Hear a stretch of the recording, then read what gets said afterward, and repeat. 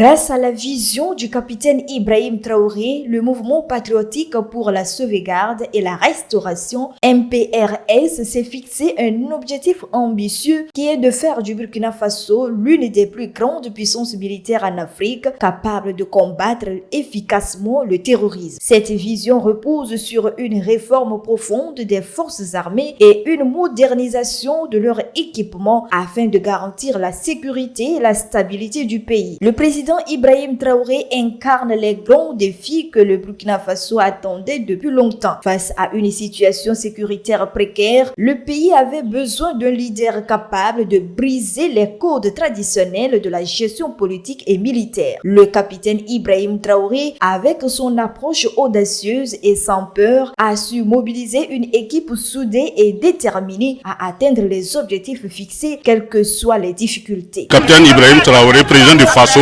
nous prouve une fois de plus sa conviction et la détermination pour la défense du territoire.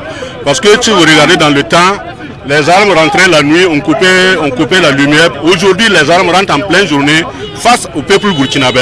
Et prouver au peuple burkinabé que les efforts qu'ils ont fournis, c'est le fruit de leurs efforts qui rendent comme ça. L'un des aspects les plus marquants de la présidence du capitaine Ibrahim Traoré est son engagement à renforcer les capacités militaires du Burkina Faso. Avant son arrivée au pouvoir, les réserves d'armes étaient quasi inexistantes, obligeant parfois 4 soldats à partager une seule arme. Cette situation catastrophique a radicalement changé sous sa présidence. En l'espace de quelques mois, le président Ibrahim Traoré a doté l'armée burkinabé de matériel de guerre sophistiqué de dernière génération. Les engins tactiques et de génie prenaient le temps nécessaire pour former l'équipage pour qu'il puisse être assez bien drillé pour l'emploi efficace de ces moyens-là. Et retenez que nous sommes dans un monde de prédation. Pour avoir la paix, il faut faire la guerre. Donc faites la guerre.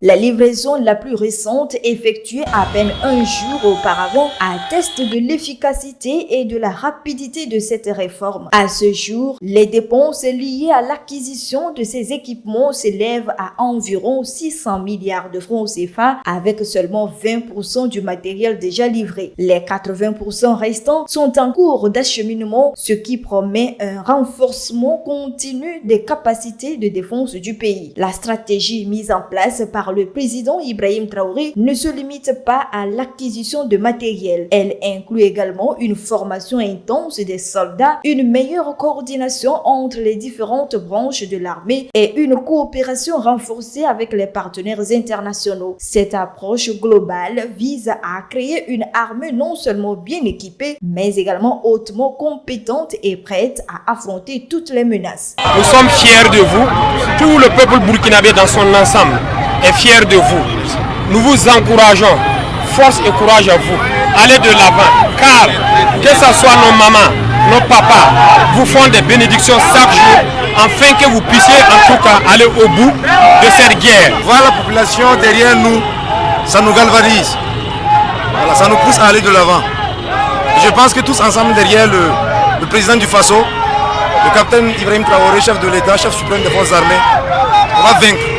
Le président Ibrahim Traoré est sans conteste l'homme de la situation pour le Burkina Faso. Sa vision claire, son leadership audacieux et son engagement indéfectible à moderniser l'armée burkinabé sont autant de qualités qui font de lui le leader dont le pays avait désespérément besoin. Grâce à ses efforts, le Burkina Faso est en bonne voie pour devenir une puissance militaire régionale capable de garantir la sécurité et la paix pour ses citoyens.